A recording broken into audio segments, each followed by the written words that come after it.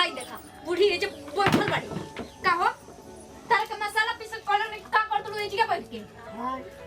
देखा बूढ़ी एक तो कहां से बहिर दी हम तो पागल आ जी मोते हमारे पागल आ जाई क्या भगा कुछ भाई नहीं के है जी के मसाला रगड़े के बाद चलो मसाला पीसो उठो आयो तो नहीं तो हमार माथा बुढ़िया पगला नहीं बताओ की करले काम करवाई घर के सुनो मसाला पीसबू तो खाना खाए के मिली पीसबू नु तो चलो उठो ये सब पूजा बैठो बैठ के रगड़ ले हैला लेके अपन पीसो ओदे हल्दी रखल बा हो जा ओजे हल्दी बाटे लेके पीसो आब तनी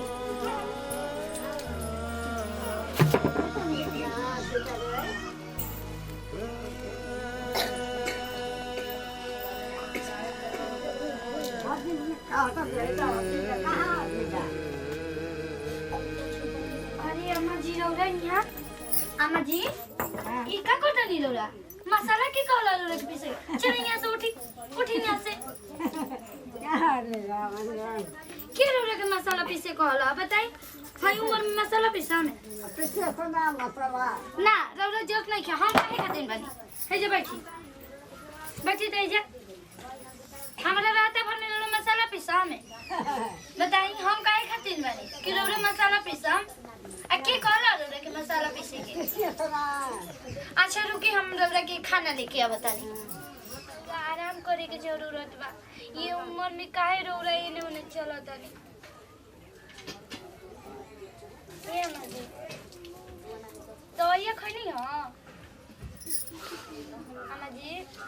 काहे भगवान सही कहल गइल बा जैसे जानवर थाकेला ना वैसे अकल काम ना देवेला का करतलू निज के हो अभी बुढ़िया के गोड़ दबावतलू ए दीदी आमा के थोड़ा गोड़ दबावतनी खिया पिया देनी खाना ना खा लेनी सुन तू जाके हो जी के काम कर अपन जोन काम बाटे ठीक बा ना छोड़ दे बुढ़िया के गोड़ मत दबा कुछ काम नहीं के करके हमारा उरा लेटे हम आवतनी का बा अरे बन जा तड़ी सभी तड़ी नहीं हम काम करी ने हम के सेवा में लागल बड़ू सेवा में का दीदी रोरू बोलत है अम्मा बुढ़ा गइल बानी ठीक ना जवान नहीं खी का जाने कौन कर तू कइले बड़ी बड़ा जल्दी बुढ़ा गइली ए बुढ़ी उठा चल के गोबर पात चलो उठा उतारा बैठे के नहीं बस अरे गोबर चलो चल के पात पहला पे ना सब कुछ हाथे पे दो बाप रे बाप का जाने कभी बुढ़िया से हमनी के छुटकारा मिली ताकि छूटा बैठे के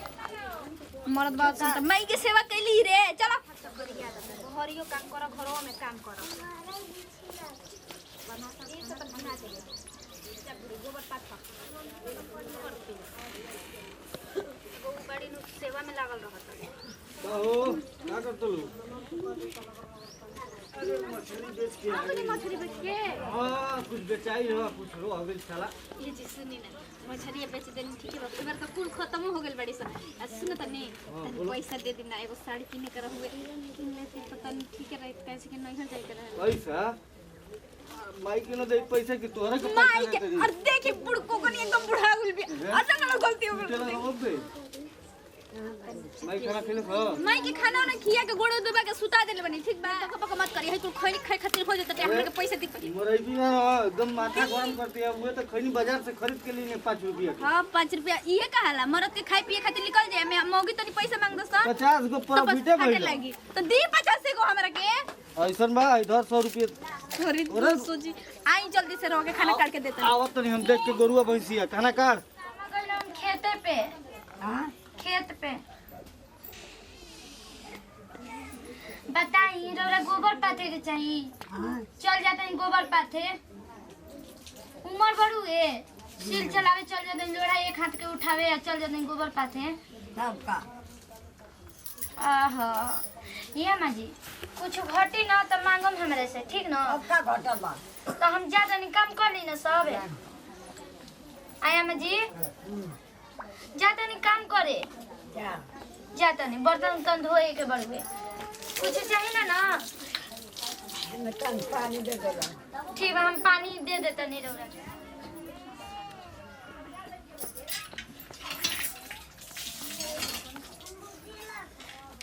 ली पानी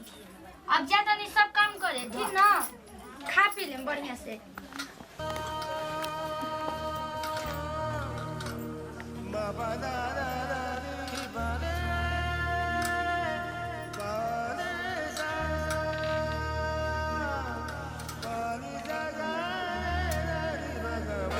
पढ़ल बड़ी कर दी ना तो वो खातिर दीदी आन तो हम के अभी तक कुछ नहीं के कइले का करी अब आमू जी के ओने देखे के पड़त हुए अब दिनों पर दिन का करी तबीयत खराब रहत हुए अब पहले लखन थोड़े ना हमारे जानवर बा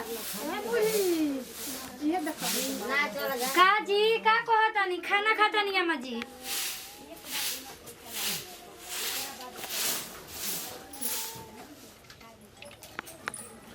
अरे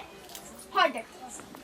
कोनो काम न धाम बा चार थरी चापना बना हो हुर ले लू बस करे ना लो करे ले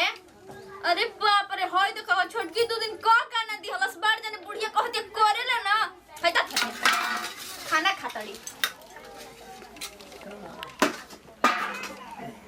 अब खाए होए के ना मिली ठीक बा ना जब करत तो तू ढेर करत हड़ू अरे का करतली माई के का बोलती है ये उल्टा सीधा अरे मम्मी जी हाथ धो ले हाथ धो ले ए जी तो कि प्यार से खिया के बोल रही है तो तू कहतली उल्टा सीधा हम कुछ बोला नहीं कोनी मम्मी जी हाथ धोई देखी नीचे आके मोटिया उठा के खात रहली आई नहीं है तो सुनो नहीं है ना का सुना नहीं बताई ना तनी बताइए काम ना धाम भर ठूस ले लू अरे तो छोटा की बात अरे बातिए सुनी ना ये परेशान करती है हो भाई मम्मी जी क्या करता अरे पैसा कौड़ी कुल देता ई काहे तो के उल्टा सीधा बोलती हम कहीं ना माई का सेवा करी माई से कोनी माई छोड़ माई का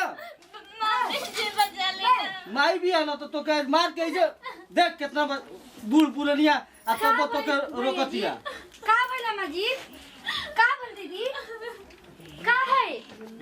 काट दे ही हमसे गलती होत रहे अम्मा जी उठी रहो